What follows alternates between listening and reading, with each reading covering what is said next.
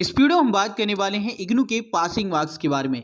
इग्नू के एग्जाम में पास होने के लिए आपको कितने नंबर स्कोर करने हैं। आज की इस वीडियो आपके लिए काफ़ी इंपॉर्टेंट है बिकॉज लेटेस्ट गाइडलाइंस के बारे में बात करेंगे और आपको बताएं क्या इग्नू के पासिंग मार्क्स को फिर से एक्सटेंड किया है। और अभी इग्नू के दिसंबर 2023 टर्म एग्जाम जिसका रिजल्ट की अपडेट इग्नू ने जारी की है, उसमें पास होने के लिए आपको कम से कम कितने नंबर की आवश्यकता है। आज की इस वीडियो को एंड तक जरूर से देखना, काफी इंपॉर्टेंट वीडियो है। साथ ही चैनल पहली बार आए हो मेक श्योर आप चैनल को जरूर से सब्सक्राइब करें, बेल वाले ताकि लेटेस्ट अपडेट आपको सबसे पहले मिलती रहे। आइए स्टूडेंट बात करते हैं एक एक करके सभी पॉइंट्स पर। फर्स्ट ऑफ ऑल आपको बता दें कि इग्नू ने अपने दिसंबर 2023 टर्म एग्जाम जिसके रिजल्ट की लास्ट अपडेट 3 जनवरी 2024 को जारी की है। काफ़ी सारे स्टूडेंट का रिजल्ट अपडेट हुआ है और बहुत सारे स्टूडेंट इनफैक्ट अभी बात करें तो लगभग अगर हम एक परसेंटेज में ही बात करें तो 10% से भी कम स्टूडेंट का रिजल्ट अपडेट हुआ है।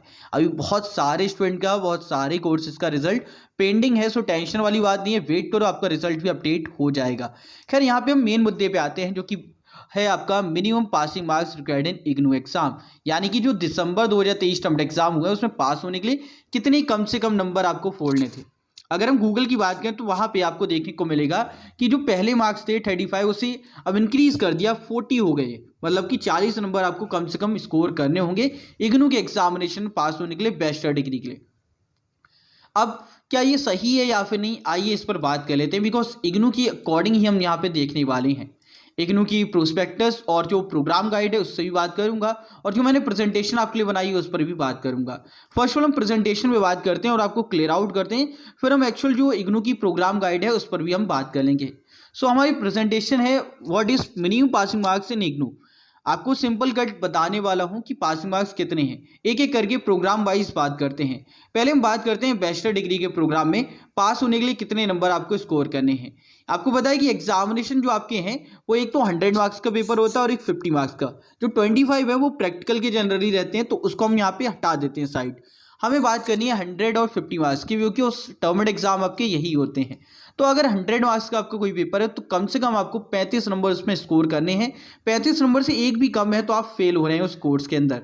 आपको कम से कम 35 या उससे ज़्यादा स्कोर करने हैं तभी आप उस पेपर के अंदर पास हो पाएंगे। और ये असाइनमेंट के नहीं है, अलग से हैं। आपको इतने नंबर सिर्फ थ्योरी में ही लाने हैं तभी आप पास हो पाएंगे, असाइनमेंट को मिक्स नहीं करना है इसमें।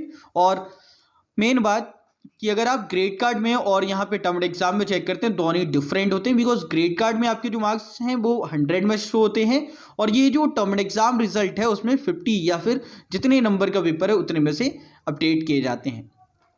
और अगर आपका 50 नंबर का पेपर है तो कम से कम 18 नंबर आपको स्कोर करने हैं, जैसे कि मैं अपनी BA 181 की वीडियो में बता चुका हूं जिसमें लास्ट पार्ट में हमने बात की थी कि मिनिमम पासिंग मार्क्स कितने रहने वाले हैं इस पेपर के अंदर। तो अगर आपने वो वीडियो नहीं देखी जरूर से देख लेना। और साथ ही साथ हमने BA 181 के सभी क्वेश्चन के आंसर आपको एक्यूरेट प्रोवाइड किए, 100% करेक्ट है, तो आप चेक कर लो आपका कितना नंबर स्कोर हो रहा है, आप उस वीडियो के बाद से जान पाएंगे।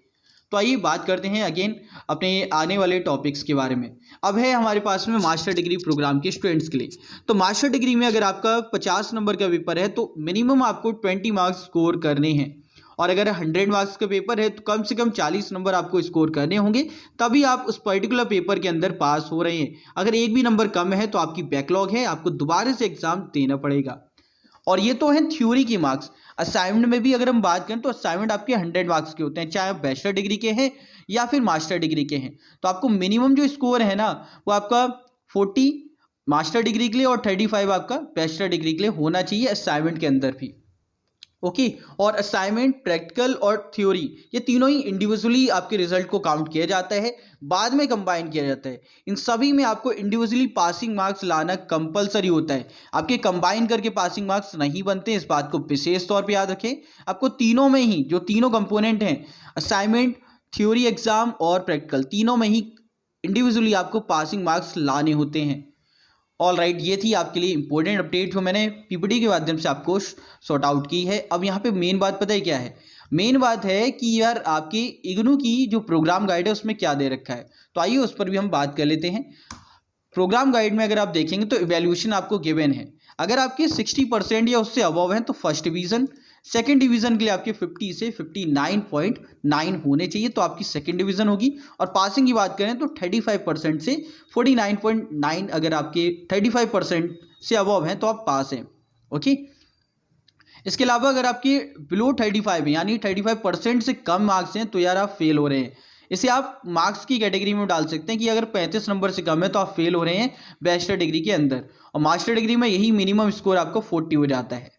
तो ये है यार आपके इग्नू के अंदर मिनिमम पासिंग मार्क्स। होप कि आपको क्लियर आउट होगा। बाकी ये गूगल पे जो इन्फॉर्मेशन है ना, ये कोई भी काम की नहीं है। इसमें जो बता रखा है कि भाई 35 नंबर को एक्सटेंड करके 40 कर दिया, तो ऐसा बिल्कुल नहीं है।